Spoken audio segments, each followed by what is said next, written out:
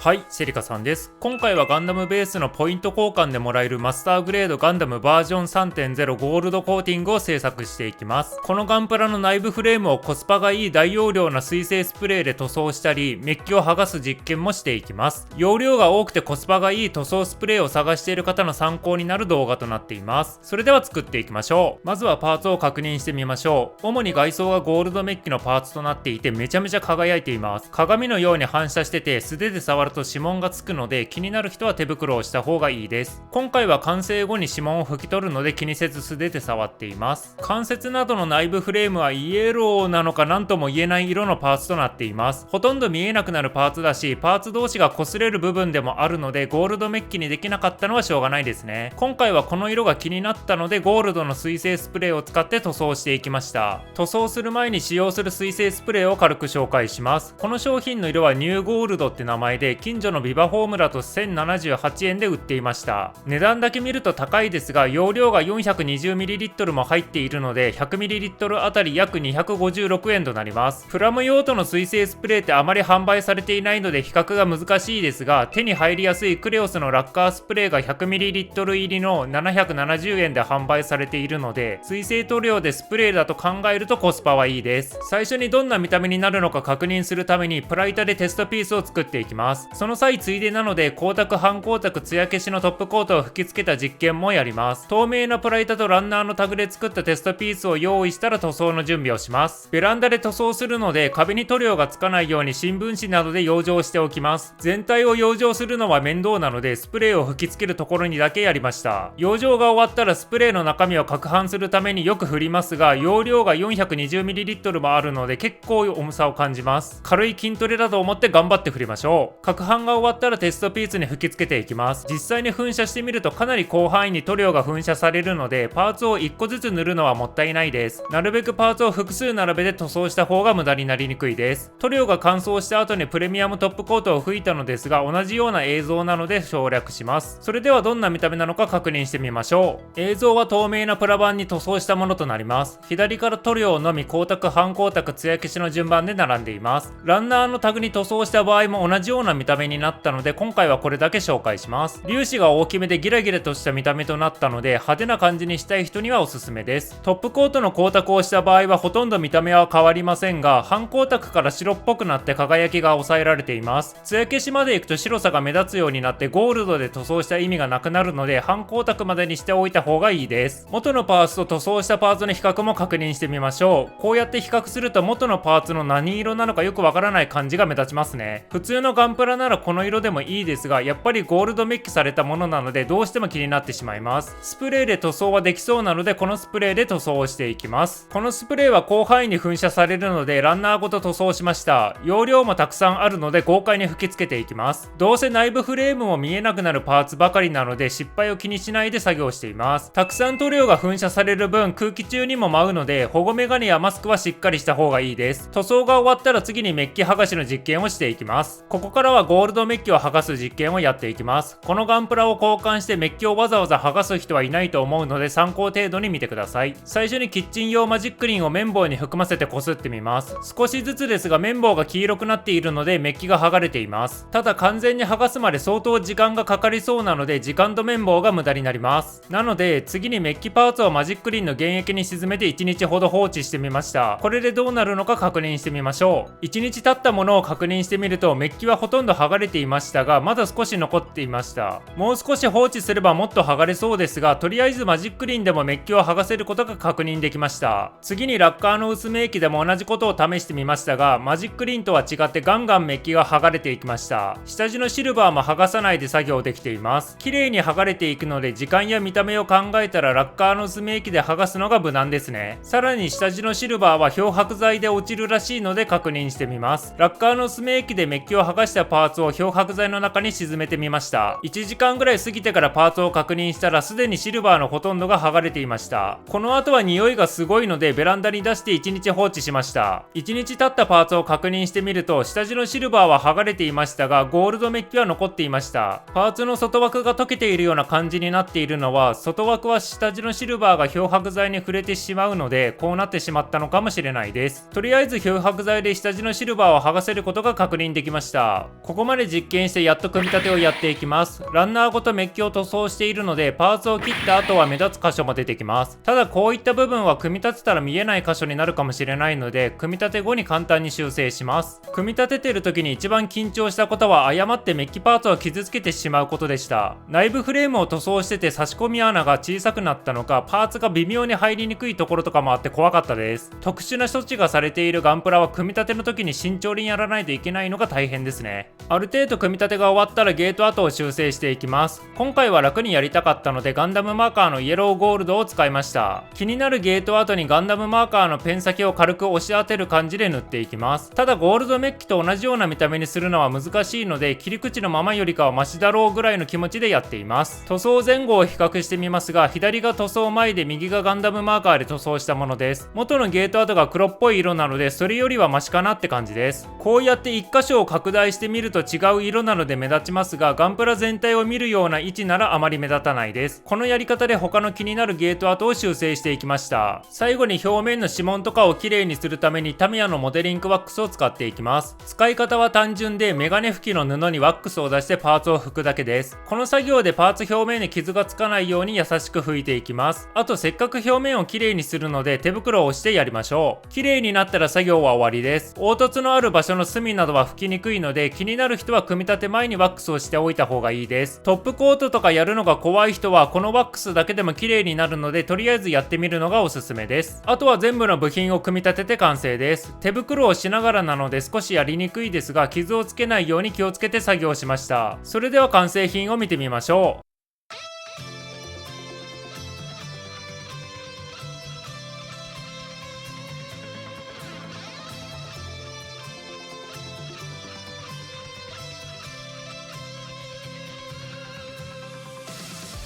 完成品の感想ですが、想像よりも輝いていて、組み立てた時に少し笑っちゃいました。ガンダムベースのホームページとかパーツを確認した時にある程度想像していたのですが、実物を目にしたら想像以上でした。基本はマスターグレードガンダムバージョン 3.0 なので、細かい可動域とか内容物は他の人の動画で解説されていると思うので、そちらを確認してください。水性スプレーで塗装した内部フレームは関節部分以外ほとんど見えなくなりました。なので本当に面倒な時は組み立てた後にガンダムマーカーなので関節を塗装する程度でも良さそうです。コアファイターもしっかりゴールドメッキ仕様となっています。このコアファイターを変形させてガンダムの内部に入れることができますが、傷がつきそうなので入れませんでした。ちゃんと代わりのパーツも付属していたので、そちらで代用した方が無難です。最後に LED でカメラの発光ギミックを確認します。所持している LED が GN ドライブ用のものしかなかったですが、これを入れて確認してみます。 LED を取り付けするには最初に首のあたりのパーツを取ります。簡単に外れますが、簡単に外れる分周りと擦れないように気をつけながら作業します。あとは取り外したパーツに LED を取り付けます。LED の溝に合わせてパーツを取り付けるだけなので簡単です。 LED を取り付けて確認してみるとカメラは発光しませんでした。全部メッキ塗装がされているため当たり前ですが、一応確認してみました。何か特殊な細工でもされているのかと思ったのですが、全然そんなことはなかったですね。ここまで見てくれてありがとうございました。このチャンネルでは普段はクリアカラーガンプラをメインに色々な実験をしながら動画を投稿しています。チャンネル登録前に他の動画も見ていただけるとプラモ作りの幅が広がります。それでは次の動画でまたお会いしましょう。